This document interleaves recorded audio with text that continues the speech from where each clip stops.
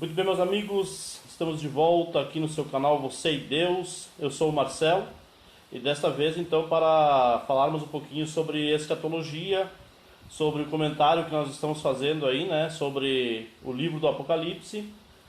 Estamos já no capítulo, ali caminhando para o final do capítulo 1. Eu vou comentar sobre os versículos 12 a 20 do capítulo 1, que é aquele momento em que o apóstolo João ele tem uma visão então de Jesus glorificado, tá? Então lembrando que Jesus ele veio na forma de homem a este mundo. Aqui ele viveu, morreu, ressuscitou ao terceiro dia para consumar a obra da salvação, a obra salvífica, né? E voltou ao céu, e onde a Bíblia nos promete que ele voltará para buscar a todos aqueles que aceitaram a ele como Senhor e Salvador e buscam viver uma vida que agrada a Deus, tá? Por meio dos ensinamentos de Jesus. Então, após a narrativa de quando e onde o apóstolo João começou com suas visões e revelações da parte de Jesus, tá? Então lá no versículo 9 a 11 ele começa a dar introdução a essa narrativa e vai apresentando essa narrativa a partir do versículo 12 até o 20. Agora então passamos ao que o apóstolo João viu. Trata-se de Jesus Cristo em glória, ou também, né, chamado de glorificado. E esta visão é muito reveladora e essencial para entendermos o restante do livro do Apocalipse. Ou seja, é extremamente importante que nós estejamos atentos a todo o início já do livro do Apocalipse. O capítulo 1 é muito importante, que ele vai já nos dar uma introdução a muita coisa que vai depois se revelar lá no restante do livro, tá? Pois Jesus não está mais morto, está com Deus e voltará para buscar a sua igreja. Então, tudo que eu falei no início do vídeo aqui.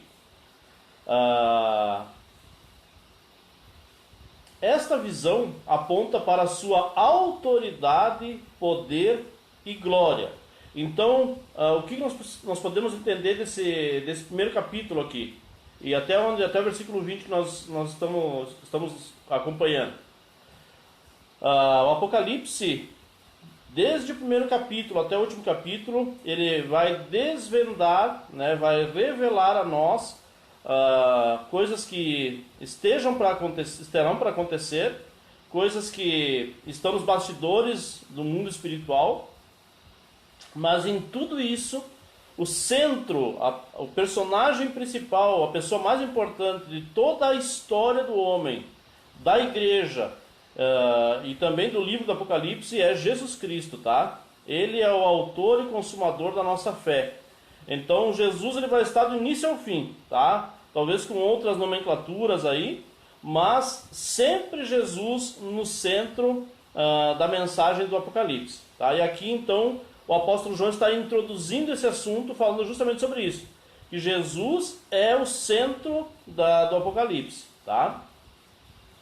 Então nós chegamos agora na visão, né? A visão e o seu significado. O que o apóstolo João realmente viu? Tá? Então você depois lê o texto ali, acompanha o texto, e eu vou aqui destacar os pontos que foram vistos, tá?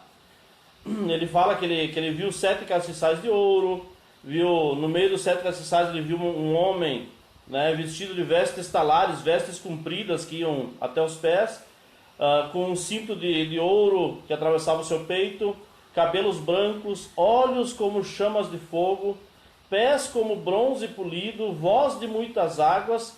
Na sua mão ele tinha as estrelas, né, 7 estrelas, tinha uma espada, da sua boca saiu uma espada de 2 gumes, o seu rosto era resplandecente. Tá? Então são as características da visão do apóstolo João. É claro que ele descreveu dessa maneira, e aos nossos olhos, ao nosso entendimento, parece uma coisa complicada, porque era um entendimento, era a maneira que ele podia se expressar na época. Tá? Hoje a gente usaria outras palavras para se expressar, se tivéssemos essa visão que ele teve de Jesus glorificado. Então vamos precisar entender um pouco do significado do que ele estava querendo dizer ali com essa visão. Tá? Os 7 castiçais, que estão nos versículos 12 e 13 e também no versículo 20, ele representa, aqui ele simboliza as 7 igrejas, tá? Então A interpretação está no versículo 20. Isso também se confirma em Mateus 28, 20, com relação à missão da igreja, tá? Então ele vê ali os 7 castiçais que representam as 7 igrejas, tá? Que nós já vimos também no vídeo anterior que representa o número total de igrejas em toda a história, né? No mundo inteiro. Ele fala sobre vestes talares ou vestes compridas no versículo 13, que significa a dignidade e a função de um sumo sacerdote. Hebreus capítulo 2, versículo 17 e 4, versículo 14 também confirmam isso, tá? Então Jesus estava vestido com vestes sacerdotais, tá? Então isso mostrava a dignidade e a função do sumo sacerdote, tá? No versículo 13 ainda fala sobre um cinto de ouro, que simboliza a realeza de Jesus, tá? Então a Bíblia nos ensina, quando nós estudamos sobre Jesus, que Jesus ele veio para exercer as funções de profeta, rei e sacerdote, tá? Aqui na terra. E hoje então está glorificado com Deus e continua cumprindo essas funções aí, tá? Então isso também podemos confirmar em Daniel 10, 5.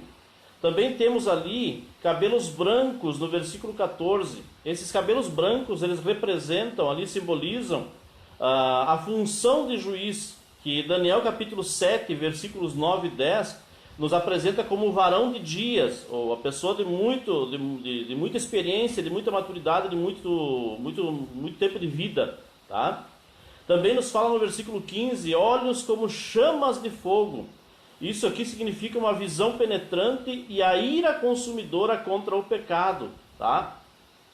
Então a visão de Jesus, ele vê, não tem nada que possa ficar escondido aos seus olhos, nada que possa estar oculto ao seu conhecimento, tá? Também no versículo 15 fala que ele tinha pés como de bronze polido, que simboliza estabilidade, firmeza e poder. Você pode confirmar isso também em 1 Coríntios 15, 25 a 26, como será a função de Jesus, tá? No sentido espiritual ali, no sentido até literal da palavra. Versículo 15 também nos fala que ele ouviu a voz como voz de muitas águas. Isto representa força e poder. Está lá em Ezequiel 43, versículo 2, Daniel capítulo 10, versículo 6. E lá no versículo 20 também nos fala que ele, na sua mão ele tinha as 7 estrelas, está na mão direita, que simboliza também os anjos ou mensageiros, tá? Trazendo para o nosso contexto hoje, seriam os líderes ou pastores dessas igrejas locais ali, das 7 igrejas, tá? Que também representa toda a liderança das igrejas hoje também.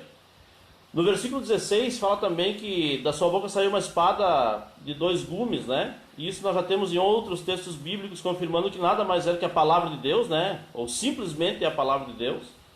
Tá? Efésios 6, 17 confirma claramente isso.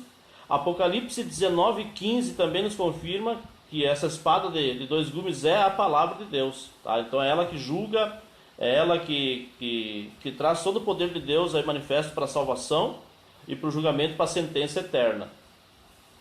E nós temos também o versículo 16 falando sobre que o rosto de Jesus era resplandecente, né? Ou como o sol do meio-dia, o sol com todo. Isto aqui simboliza a glória de Deus, tá? Então as igrejas são castiçais, os seus ministros são estrelas, mas Cristo é o sol. Isso está em Malaquias 4:2. Jesus será a lâmpada da nova Jerusalém, Apocalipse 21, 23 e capítulo 22, versículo 5.